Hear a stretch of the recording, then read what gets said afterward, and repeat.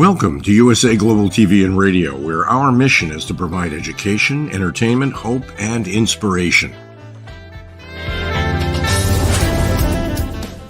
USA Global TV and Radio connects you with experts and audiences all around the world every single day to help you succeed in business and to live a richer life. Visit us at usaglobaltv.com to learn about career and life-changing training and mentoring programs like the Listening Mentor. Subscribe to our newsletter to stay informed about our special programs and offers. Discover how you can become a guest on one of our shows or a host or producer of a USA Global TV and Radio show of your very own. That's USA Global TV and Radio, where the doctor is always in.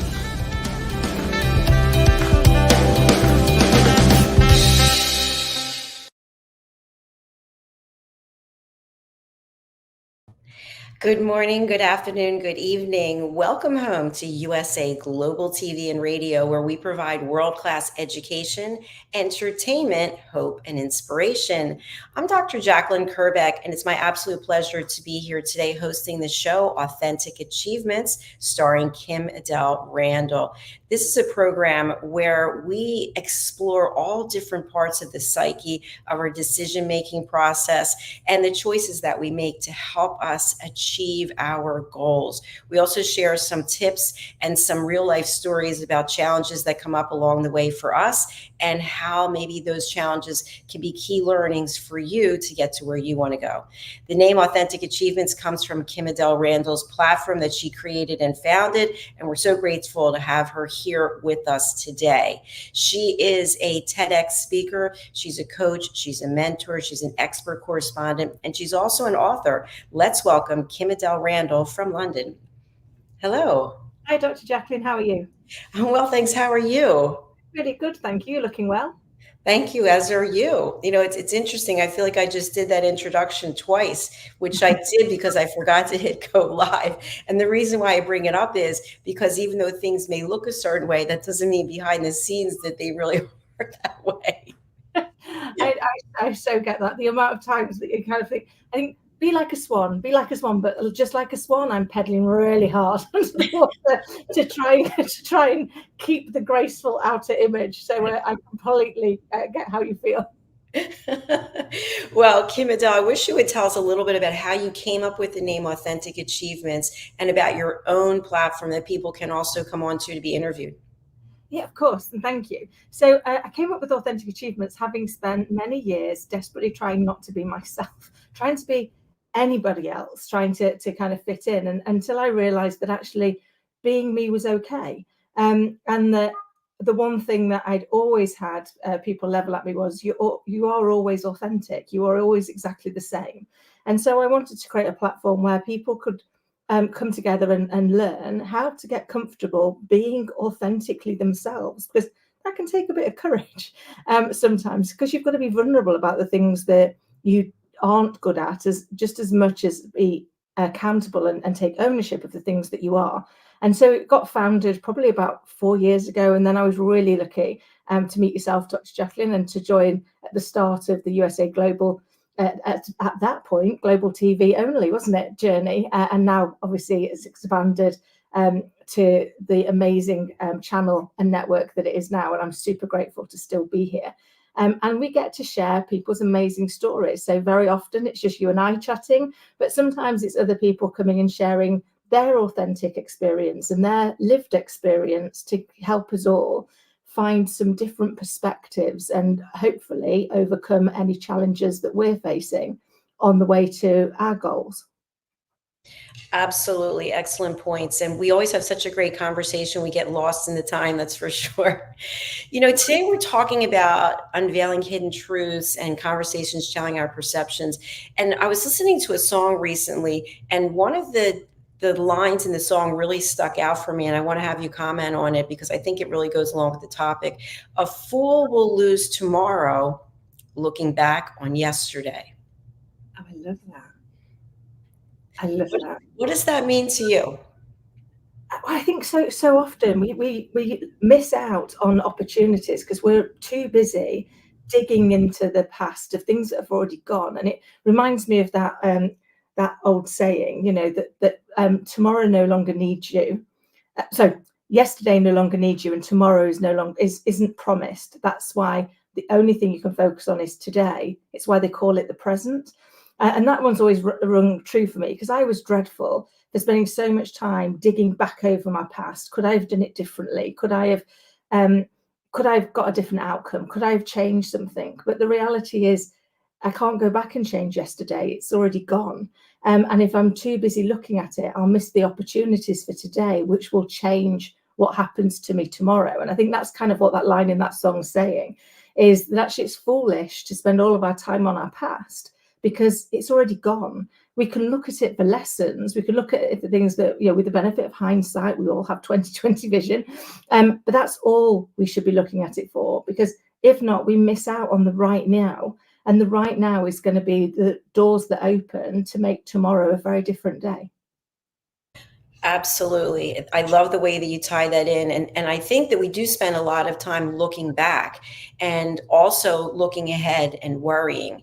So I'm interested in how we can take that curiosity to help us grow that sense of wonder, that childlike essence, to grow and try new things. And at the same time, temper that fear of failure. It's so true. I mean, we worry, don't we? We allow the fear that we're going to get it wrong to take over. I mean, how many times have you worried about a particular conversation or a particular situation, and you might have spent days and days worrying about it, and then you have the conversation and go, oh, that wasn't as bad as I thought. It happens to me all the time, and I'm like, so why did I bother wasting so many days worrying about it? Why not, a bit like, you know, they used to say, if you cut yourself and you've got a plaster, you've sometimes just got to rip off the Band-Aid rather than kind of dwell in that moment. And I think it is hard sometimes to have the discipline to say, actually, let me look at what I learned. You know, what was the lesson? And for me, that's one of the questions, that when I'm looking back at something that hasn't gone well, I say, okay, what lessons can I take from this? Because then that turns it from being a mistake, a failure, or something that went wrong, to being an opportunity to learn. And that mentally feels a lot nicer, that I took an opportunity to learn than I'm a failure at what I did. Because we only really fail if we stop trying. You know, if we stop trying to take the lessons and reevaluate and make those changes, that's our genuine failure. And when we think about hope and fear, so what we're hopeful for hasn't happened. We have had to imagine that in our brain. And what we're fearful of also hasn't happened yet. We have to imagine it in our brain, the same brain. And so neither one of them is more credible or more likely. But whichever one we choose to focus on is the one that is going to happen, because we're basically programming ourselves a bit like a sat nav to head steaming first straight at what we're directing. So if we focus on the thing we're fearful of, we're more likely to have that thing happen to us. And if we're focusing instead on the thing we're hopeful for, then we're more likely to have that happen to us. And if you think about the feeling of excitement, it's got very similar elements to the feeling of fear. So we get heightened sense of throughout your body. So one trick somebody taught me many years ago was, every time I thought I'm scared of something, to instead go, I'm excited about it, and just see how quickly it shifts and allows you to take that step forward. As you use that word excited, I felt this little like dee in my heart, like, oh. So it's interesting because you and I are both single women. You're a single mom. You recently lost your dad. I lost my mom. And we don't have people that are there with us on a regular basis to give us coaching or direction about the choices that we make. And so my question for you is, there are many people out there across the world who are inundated with problems and challenges, whether it's financial, health related, et cetera. And then the two of us, we have our own challenges, but we have to make our decisions based on our gut and our instinct. And sometimes somebody who's inundated with a problem or problems or challenges, and somebody who has tons of opportunity, may still view a potential new road as an encumbrance or as something that's terrifying. So how do we get that? We don't have a big backpack full of stuff, right? But other people do, but yet we can end on the same road with somebody else. You can. I mean, you just never know where the road's going to lead you. And, you know, if life's taught me anything, it's that it regularly will give you a plot twist. And I choose to use the term plot twist because I love reading. And a plot twist often, whilst derailing you in the moment, ends up making total sense at the end of the story. And so I trust that any plot twists that comes my way are going to make sense somewhere in the future rather than allow them to derail me right now. And for me, I have to break things down to be relatively small. So, I can't always solve the whole problem. I can't always see how I'm going to get past whatever that plot twist is.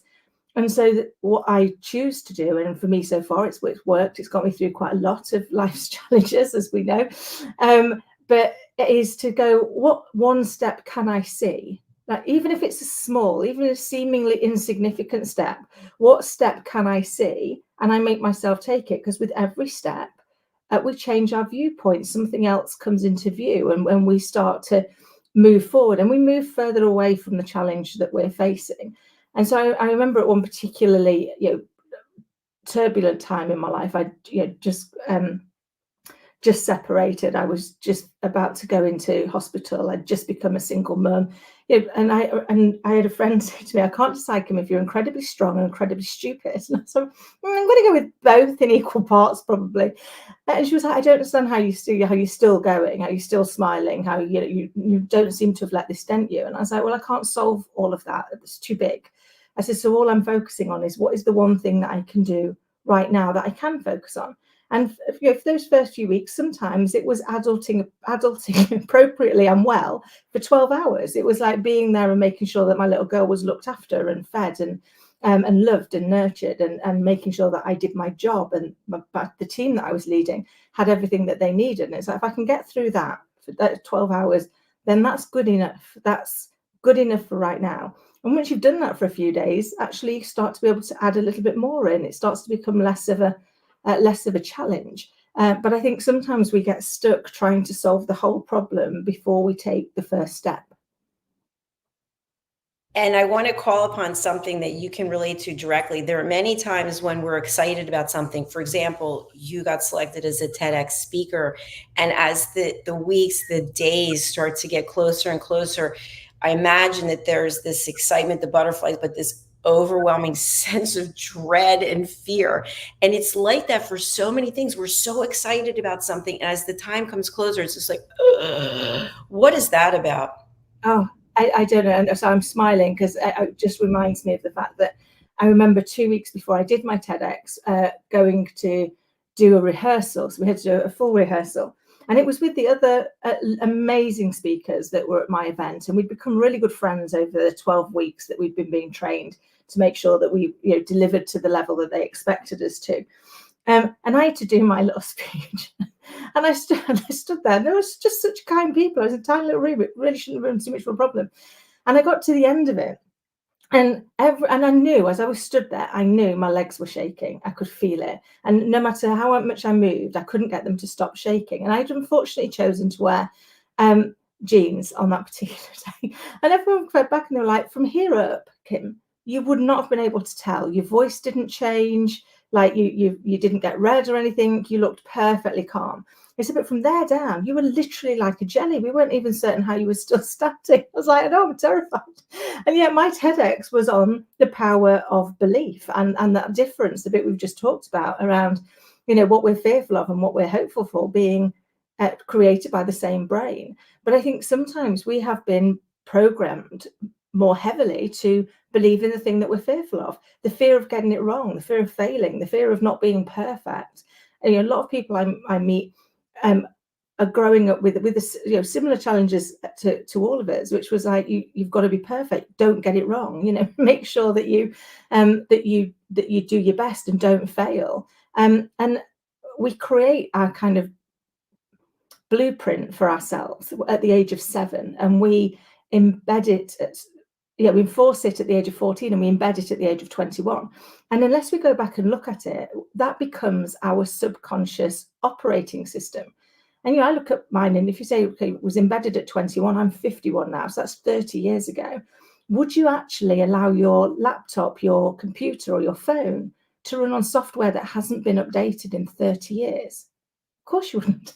So that's why we have to go in and do the work on ourselves and go, okay, where are the bugs that we need to fix? Where are the things that when we viewed them with our childlike brain, and they made perfect sense, but now we have the beauty of our adult brain's viewpoint, and we can look at those and say, do we still agree?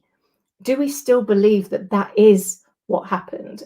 And I don't know if anybody you're watching or listening has ever heard somebody replay a story from your childhood, and their version of it is very different to the version that you've been telling yourself for years. And it might not be that their version is wrong. It might not be that our version is wrong. It's just that we viewed it from a different perspective. And so once we realize that actually just because I'm right doesn't make you wrong, and just because you're right doesn't make me wrong, we can now start to see the 3D part of what really went on and allow ourselves to see if there's a different solution that we should therefore have taken away from it that will serve us better in our adult life. Spot on, KIM-ADELE, as always. And I'm also thinking that there's that terrifying fear that we succeed and what comes next, and how can we, like the duck treading underwater, we've got to go faster and faster because we need more and more and more to keep people's attention, or to keep ourselves at a certain level or a certain income. And there's a whole set of challenges that come with that. And I think we've seen, at least here in the US and Hollywood, there's a number of A-level celebrities who have decided to leave the business and go live a different type of life for many reasons.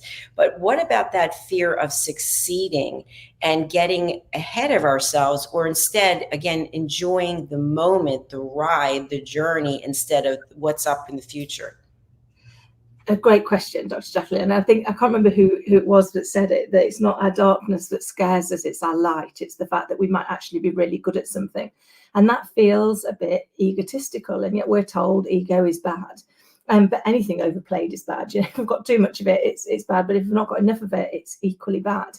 And I think we do worry. We worry that if we do succeed, people might think we think more of ourselves than we should, or that they're going to expect more and more. And will we be able to continue to succeed, or will we be a one-hit wonder? And then how will people view us? And is it harder to have had the success and then lose it than it is to have never had the success? So we spend all of our time mapping out these scenarios and questioning ourselves before we get anywhere. We kind of almost risk assess everything we're ever going to do, and then we're going to take action based on our risk appetite. And each of us will have a different risk appetite. But I think sometimes we get very stuck on the cost of doing. Well, if I do that, and then people are going to think this, or people are going to think that, or something's going to happen over here. But actually, there's a cost of not doing it. So for me, one of the things I do is look at any opportunity that comes up and go, okay, so what could go well, and what could go badly, and which one of those do I think is most likely? And also, the one I ask myself all the time is, what's the worst that could happen in either it going really well or it going really badly? What's the worst that can happen, and can I live with it? Because that helps me decide whether it sits in my personal risk appetite.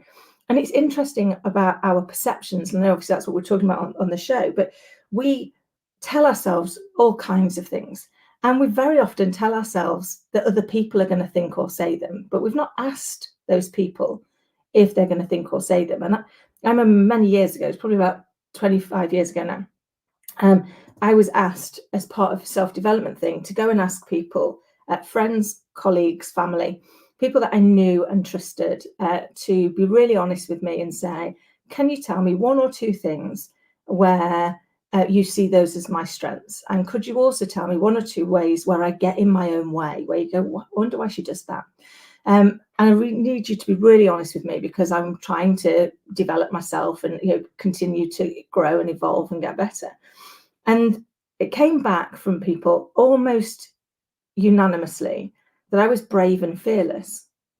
And I was like, I just don't get that. I live in fear all of the time. I fear that people think I shouldn't be there. At the time, I was carrying a massive imposter syndrome about the fact that my only qualification was in hairdressing, and I was doing these big jobs that I really shouldn't be doing on paper. So I had to go back to them and go, can I just ask? I really don't get brave and fearless. I don't understand where you're coming from. So could you help me with that? And I guess an important part of this story is I'm currently in the 36th house that I've lived in since I left home at 21. So I've moved a lot over the years, usually for work. And they came back and said, well, you'll literally up sticks and move somewhere where you know nobody for a job you're not 100% convinced you can do. And I said, we think that's kind of brave and fearless. I was like, wow, that's fascinating. I have assumed for all of these years that you all thought I was flighty and a little bit stupid. So for years, I played these scenarios in my head and going, well, everybody thinks you're flighty and a bit stupid anyway, Kim, so they'll just map it down to that, until I realized that that was my perspective. And when I asked them what their perspective was, it was totally different. So now one of the things I do is when I find myself telling myself that someone thinks this about me, I ask them. It's going to be really, I'd love to know what you think about me. But equally, it was really liberating for me when I realized that other people's opinion of me is none of my business. My opinion of me, making sure that everything I do, I did for the right intention, that that I was trying to do the right thing. I was trying to be kind. I was trying to be honest. I was trying to add value, which is part of my mine and Scarlett's family mission statement, which is to live a life of passionate curiosity and pass thoughts, words, and deeds through the lenses of, is it kind, is it honest, and does it add value? And once I kind of done that, it allows me to make better decisions that fit with my value set. Now, that doesn't mean I never get it wrong. Even though my intention's right, doesn't mean to say my impact can't be off. But if that ever happens, then I take accountability for how the impact landed, and I apologize for that, and I explain what my intention was, which I appreciate doesn't take away how the person felt, but it helps them to understand I wasn't trying to make them feel that, and that I am able to, apologize for any upset that I caused. I find that a much easier way to live than when I spent all of my time that worried about what people would think, that actually I just became stuck and incapable of movement sometimes. I so appreciate you sharing that part of your journey, especially about the 36 times that you moved. You have me beat. I'm only at 21, but I am 10 years older. So I don't know, I'm running out of time to catch up to you. So what I'm wondering is, you ask people what their thoughts are about you, and they shared. How often will you defer to someone else before you make a decision? So in other words, do you typically trust your own instincts when you're going to make a major decision, or do you run it by whomever before you decide? Most of the really big decisions I've ever made, I trust my gut. And actually, that's the one thing that I wish, and I keep trying to work on this, that I did more of it. But really trust your gut, not trust your gut after you've psychoanalyzed it for 4 hours and then started to really doubt it. Because what happens is our gut instinct is designed to just give us where we're supposed to go. And then we use our logical brain to try and overanalyze that. And very often you end up realizing, you go back and say, oh, I made a mistake. You go, I knew I shouldn't have done that way. I knew I should have done it the other way. But I talked myself out of it. I over rationalized it, or I spent too long with the voices in my head coming up with where they need to hit. So I try and make sure that I always write down what my gut feeling is, so that I can remind myself of it when I get into that psychoanalysis. But sometimes when I do defer to asking other people is when I find that actually I've boxed myself into a corner, and I'm so convinced now that everybody's thinking these things, that actually what I really need is just to go, well, if they are, deal with it. So, if they genuinely are thinking those, rather than just being sat here worried about it, go and find out if they are, and then you can deal with the set of the hand you've been dealt. And I never go, oh, how do you feel about me? Because you don't want to put people in an awkward place. For me, what I've always found quite helpful is to say, I really would value your really honest feedback on a couple of things that I do well and a couple of things where I get in my own way. Because then what you're doing is you're framing it for them. You're giving them permission to give you that feedback, but you're also allowing them to go to feel more comfortable with it. Because as we've chatted on a previous show, people don't like unsolicited feedback, but equally people don't like to just sometimes be put in a position where it's like, tell me how you feel about me, because that might feel a bit well, intimidating, I guess, for want of a better term. You're going along with your day and all of a sudden somebody faces you with that. And if anybody does that to me, I immediately go, oh dear, well, do they really want me to be honest? Do they want me to sugar the pill, or do they want me to whereas if somebody says to me a couple of things they do well and a couple of ways where they get in their own way, it's already softening the constructive feedback that you're going to give them, because they see that they can sometimes get in their own way. And I think that's one of the big challenges, is we have blind spots for a reason. We're blind to them. And I remember years ago sitting in front of my team. I've been there about 2 weeks, and I said, the first thing I need to ask you is, if I ever do anything that really annoys you guys, or that you think isn't helping, even if it's really obvious, really, really obvious, please do me a favor and tell me anyway. Because even if it's really obvious to you, I guarantee I probably don't know I'm doing it, because we do have these blind spots for a reason. And I can only be the best leader I can be if you share with me when the things I'm doing don't land well. Because if not, I'll keep doing them and you'll keep being annoyed, and that's not going to be much fun for any of us. And I'll be oblivious because I'm blind to it. And that one's always worked for me as well, because you're kind of setting the stage for people to tell you the things that you're getting wrong, by acknowledging that actually we do all have blind spots. None of us are perfect, and therefore we will get things wrong. And I also think that with blind spots, sometimes we have to go on our own journey, because somebody else who cares about us might already see what we're not seeing. And even if they brought it up, we still have to get there from point A to point B. And I think the other thing is that many times we rely on other people. Maybe we have a partner, significant other, somebody to be our cheerleader and go yes or no. But what I found is, by taking the journey by yourself, you may end up exactly the same place as you would have if you had taken the journey with someone else. And yet you had so many other steps that you had to go through to get the approval and have the conversations. So I think we should listen to our intuition, because in truth, none of us know where it is we're supposed to end up. And so how can person A know what's best for me, or person B know what, because I don't know what's best for them. And I think that also goes into something that we've talked about before, which is solving problems for other people, especially when they're not asking for a solution.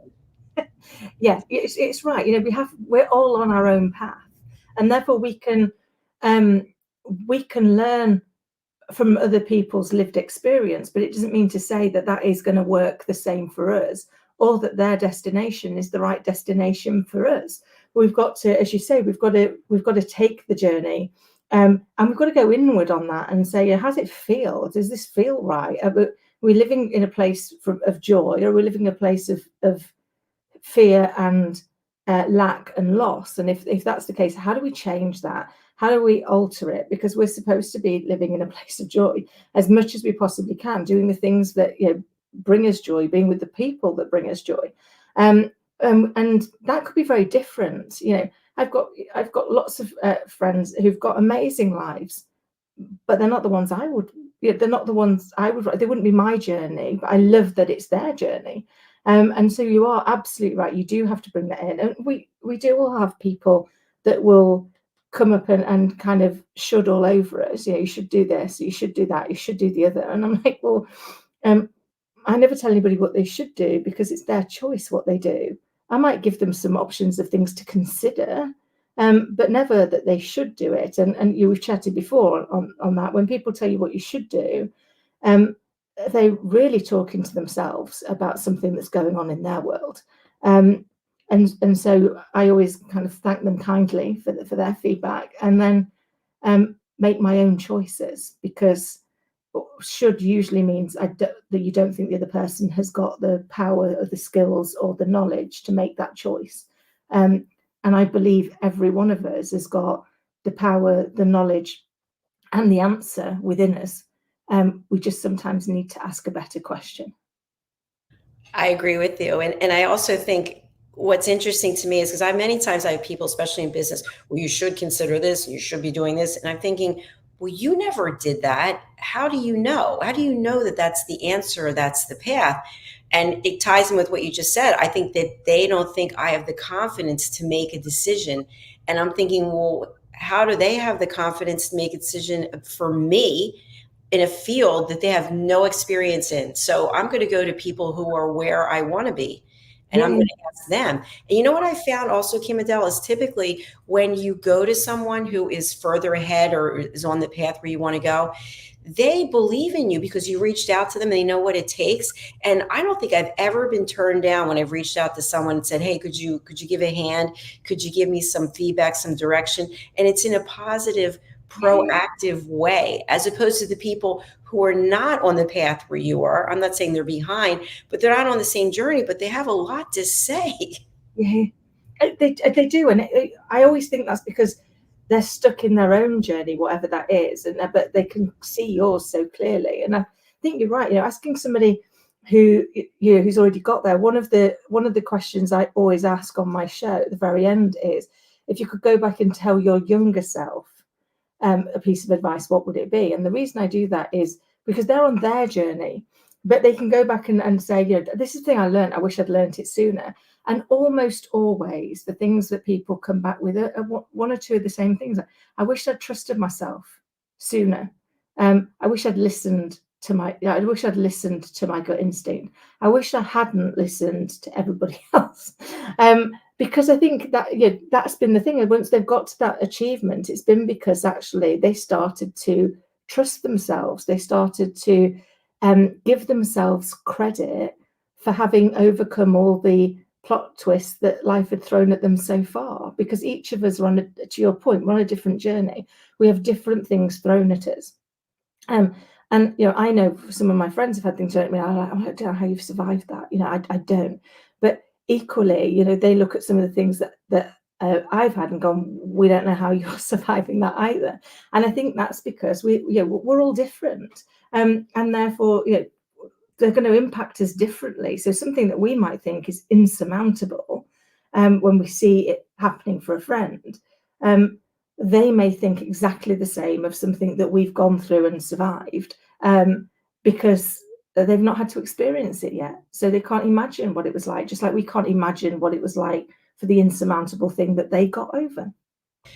For sure. And we've talked before about how you can be so close to achieving your goal or going somewhere that you never even dreamed of, but we give up. So my last question for today's show is, when we're on the journey and we have our curiosity and we've decided to move forward, but things are not working out, things out of our control, many times we'll raise our hand and go, I guess the universe, I guess God, I guess whatever is telling me that I'm on the wrong path. So how do we know, and again, this could be an entire show, but how do we know if it's the wrong path or we're just being challenged to see how far we're willing to go to get there? Oh, that's a great question. I think, because it can always be such a combination of both, can't it? I mean, I always think for me, if the goal is something that is really important to me, then no matter what the challenge is, if something it's not going as well as I wanted it to, I'll ask myself, is that goal still really important? And a good way for me to know if it's really important is to try saying, it's not important to me too, whatever the goal is, and see how uncomfortable and unhappy it makes me feel. If it makes me feel really uncomfortable and really unhappy, I know that the goal's the right goal. I know the goal is one that's driven from the heart and soul. It's where I'm supposed to be. And that allows me to then go, okay, so I can't do it the way I'm doing it. How might I get there? And I used to share this with my team. I was like, my job is to let us know that we're going to Edinburgh, as an example. our job as the team is to work out how best to get there. And if we start off on that journey and something happens, like we set off and we're in the train, but we're in the UK and we literally stop for any form of weather. So if we have bad weather, the train stops running. So we can't carry on the train. We've now got to, we've got to do something else. What are our other options? And I think sometimes that's the thing, is going, okay, it's not the path that's wrong. It might be that we have to take a different mode of transport. But for me, checking first on that goal, trying to play it back to myself by saying it's not important to me and seeing whether or not I can live with how that makes me feel has been my personal way of making sure that my goal is always the right goal for me, even if that's not what somebody else would like to see as their goal. I love that. Thank you so much. You always know how to bring, it's like a funnel. You bring everything down to very succinct answers and actionable things that we can take away. I also look at things when I'm about to make major decision. Like, for example, moving is a major decision and you've done it 36 times. There's a lot of work that goes into it. There's a lot of effort, energy, time plan, and then you don't know when you get there how you're going to feel. But what you do know is how you feel exactly where you are. What you do know is you may be giving up an opportunity that you have no idea where it's going to take you. But if you stay where you are, you know what to expect. And sometimes that can affect our mental capacity to feel good about ourselves or even enjoy our life, but yet we'll stay in the same place because we're so terrified of what's on the other side, knowing that we're miserable, or that we just decided that this way that I feel, this anxiety, that this is just normal and I'm just going to take it because it's part of me now, this anxiety, for example, anxiety. Whereas saying there could be joy, excitement, empowerment by opening the door and walking through and going somewhere new. It's so true. And I think we live in a world of polarity. For every up, there's a down. For every left, there's a right. So for every fear, there is an equal and opposite hope. That is, a chance that it could go well is just as big as the chance that it could go wrong. And I think it was Einstein, who said, for every action, there is an equal and opposite reaction. I believe the same to be true for every thought that we have. For every thought we have, there is an equal and opposite thought that we could be having.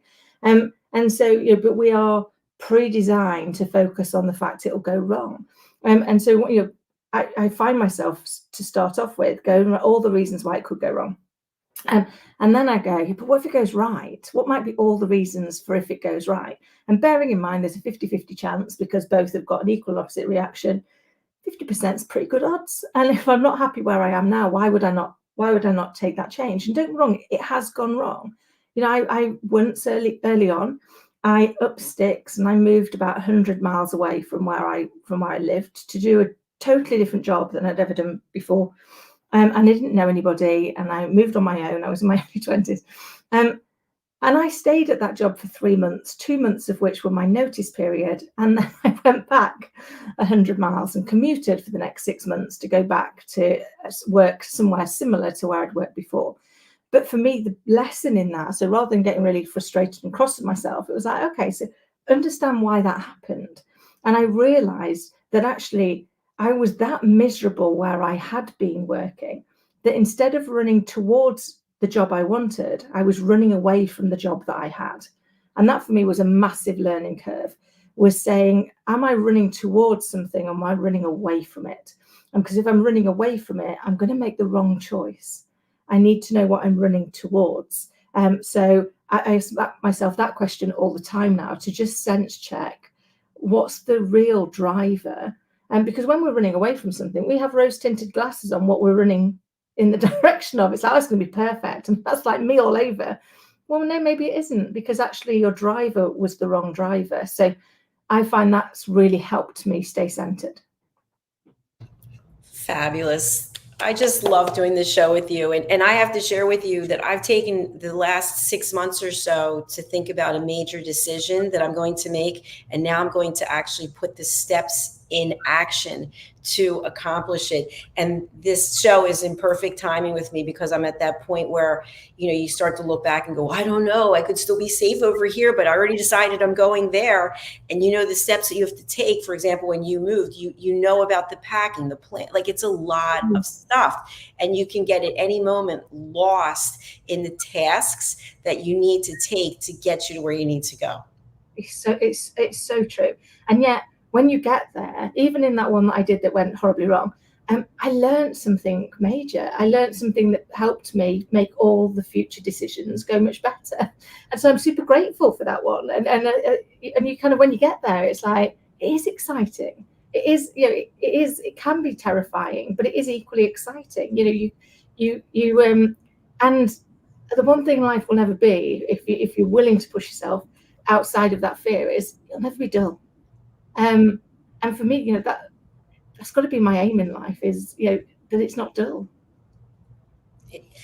It's so exciting, especially all of the experiences you've had. How can people reach out to you, and what's the best way to get scheduled on your platform, Authentic Achievements, as well as here?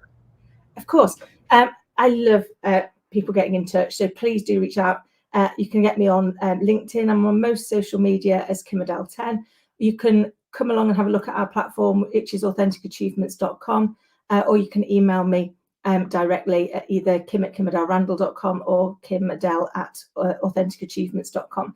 And you can book on to come onto this show by visiting USA Global TV and Radio and finding this show in the schedule to book on. But if you've got a story and a lived experience that you think you could share that will help other people to have different things to consider when they're facing their own journey, we'd love to hear from you. Thank you so much, KIM-ADELE. I know you had a very busy day today and you had to make time to get back to do the show, so I really do appreciate it. And we'll look forward to seeing you in 2 weeks. Yeah, absolutely. I'm looking forward to it, and I will see you then, and a safe onward journey. Thank you very much. Have a good rest of your day. Bye. Bye. Please do reach out to KIM-ADELE Randall. She's been with me for 4 years on this platform, and she adds so much knowledge, expertise, and experience. If you'd like to be a guest on any of our shows, just go to usaglobaltv.com/book your session. We're signing off for now. We've got a whole day full of shows. So wherever you are watching, we'd love to have you as part of our YouTube channel family. We have 2 YouTube channels, USA Global TV and Radio, and also Dr. Jacqueline Kerbeck. So if you can subscribe there and then hit the little bell, then you'll be made aware of every time that we're going live. So thanks again for joining us. We're closing out now, and we look forward to seeing you again later today for the Corner Bookstore. Bye. This program has been brought to you in part by Zane Carson Carruth, etiquette and protocol expert, international award-winning author, television show host, and philanthropist. Thank you to Zane, our official diamond sponsor for USA Global TV and Radio in partnership with E360 TV. Zane is the author of The World's First Tooth Fairy Ever, as well as many other children's books. She's also the television host of Elegance, Polished Demeanor, and Posh Living, seen on USA Global TV and Radio.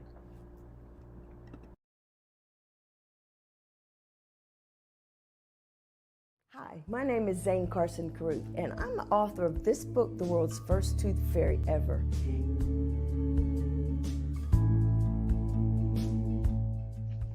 Reading is magic. Studies have shown that reading to your children lays the foundation for greater success in life.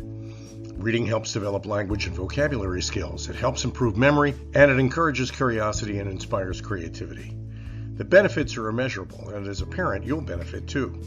In only 10 or 15 minutes a day, you'll be creating more memories and a bonding experience that will last for years to come. So take time to read to your children. Read them books about things that engage and interest them. Tales of fairies and magic fascinate children, and as everyone knows, the Tooth Fairy is at the top of the list. If your child loves magic, wands, adventure, and what child doesn't, you'll love reading them books from the trademarked series, The World's First Tooth Fairy Ever. Follow along as Bella, the world's first tooth fairy, accidentally starts the tooth fairy tradition. Learn the tricks of being a professional tooth fairy in the book, Bella Starts a Tooth Fairy School.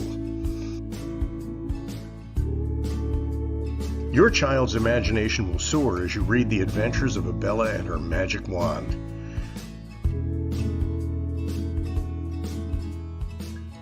These wonderful books are available at worldsfirsttoothfairy.com and at Amazon, Barnes & Noble, and Walmart.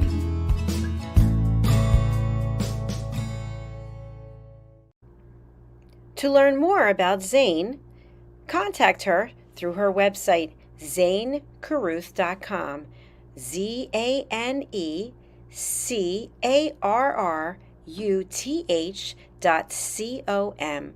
Order Zane's books and merchandise. Contact her about being a keynote speaker at your next event.